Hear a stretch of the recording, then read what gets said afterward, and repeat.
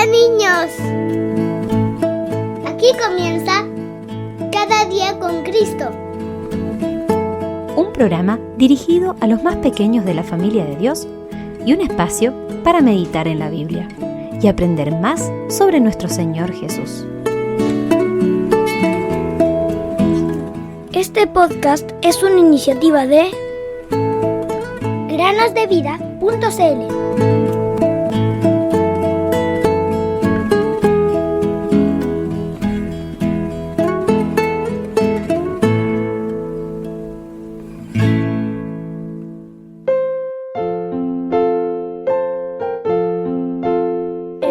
que moraba en tinieblas vio una gran luz. A los que moraban en región y sombra de muerte, la luz les amaneció. Mateo 4:16. Bienvenidos, queridos amigos, a un nuevo día para meditar en la palabra de Dios y a un nuevo episodio de Conociendo el Nuevo Testamento. Hoy día hablaremos de la carta de Santiago. La epístola de Santiago es innegablemente única. Se distingue por ser la única carta que no está dirigida a una iglesia o a un conjunto de creyentes o a un individuo, sino a las 12 tribus de Israel. Además, caracteriza un periodo de transición particular, específicamente la transición del judaísmo al cristianismo.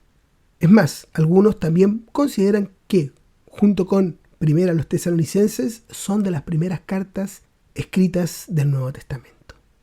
El tema predominante en esta carta es cómo la fe se refleja en nuestra vida diaria. De manera similar al libro de Proverbios, se tratan numerosos aspectos prácticos de la vida.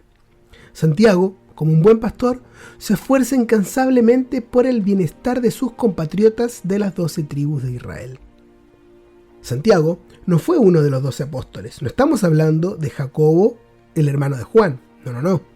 Sin embargo, los primeros cristianos lo pusieron a la par de ellos en términos de su autoridad moral. En muchos casos llamado también apóstol. Y para eso puede leer 1 Corintios 15:7 y Gálatas 1:19. Santiago se destacó como un pilar, una columna en la congregación de Jerusalén. Gálatas 2:9. Esto es especialmente evidente en Hechos 12:17, donde se le pide expresamente que se informe a Santiago, y en Hechos 21:18, donde todos los ancianos acuden a él cuando Pablo llegó. Durante el concilio de los apóstoles, en Hechos 15, Santiago jugó un papel importantísimo. Indudablemente era un hombre mediador e importante. Su reputación como una figura de autoridad con gran moral y espiritualidad trascendía los límites de Jerusalén. Gálatas 2:12. Santiago, además, era medio hermano del Señor Jesús, por lo que podemos contarlo entre aquellos hermanos que se nos dice que no creyeron en él. Esto está en el Evangelio según Juan capítulo 7. Esto es algo importante para poder entender la carta. La carta, como hemos visto, está dirigida a las 12 tribus en la dispersión. ¿Esto qué significa? Es que no está explícitamente dirigida a una iglesia local, a un conjunto de iglesias. Pero lo que debemos interpretar es tal como está allí. Se refiere a los descendientes biológicos de Abraham. De hecho, esencialmente se trataba de judíos, ya que las 10 tribus se habían perdido en gran medida. Sin embargo, Santiago engloba a todo Israel en sus pensamientos. Y el hecho de que estuvieran en la dispersión es un término técnico utilizado para referirse a los judíos que vivían fuera de la tierra de Israel. Dispersión quizás puede entenderse en términos generales, pero muy probablemente se refiera a la dispersión como consecuencia del apedreamiento de Esteban en Hechos capítulo 7. Es indiscutible que Santiago dirigió su mensaje principalmente a aquellos que pertenecían a las tribus de Israel y que se habían convertido a Jesucristo. Esto es siempre claro cuando se refiere a hermanos. Este término no se utiliza en el sentido de hermanos de sangre, judíos de nacimiento, sino como hermanos en Cristo. Esto lo aclara especialmente en el capítulo 1, versículo 17-18, donde los hermanos son puestos en el contexto de la resurrección y la nueva creación. En otros lugares, sin embargo, Santiago se dirige principalmente a aquellos del pueblo de Israel que aún no habían aceptado al Señor Jesús. Habla de pecadores, incrédulos, de doble ánimo. Habla también de los ricos que piensan que lo tienen todo sin Dios.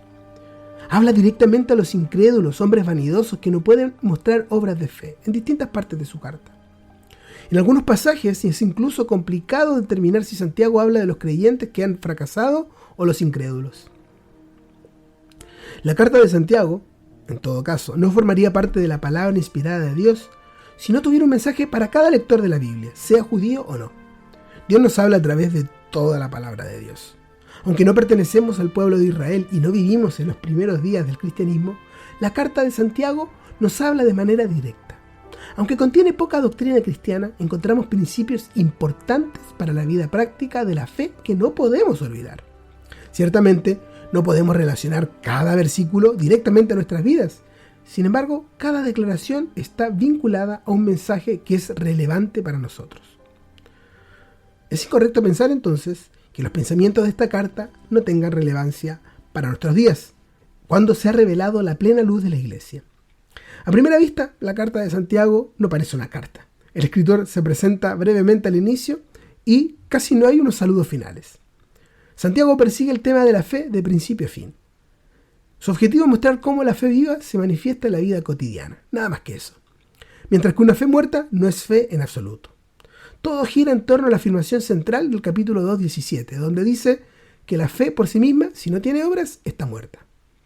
Y la fe viva siempre estará activa a través del amor. En el capítulo 1 vemos la vida cristiana práctica, en la que se pone a prueba la fe.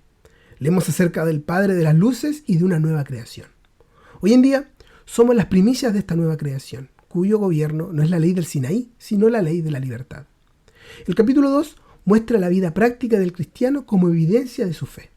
Los tres temas principales son, en primer lugar, la fe en el Señor Jesús y el testimonio ante las personas. En segundo lugar, aprendemos acerca de la verdadera ley del amor. Y en tercer lugar, Santiago habla de la relación entre la fe y las obras, demostrando que la fe debe probarse a sí misma a través de las obras de fe.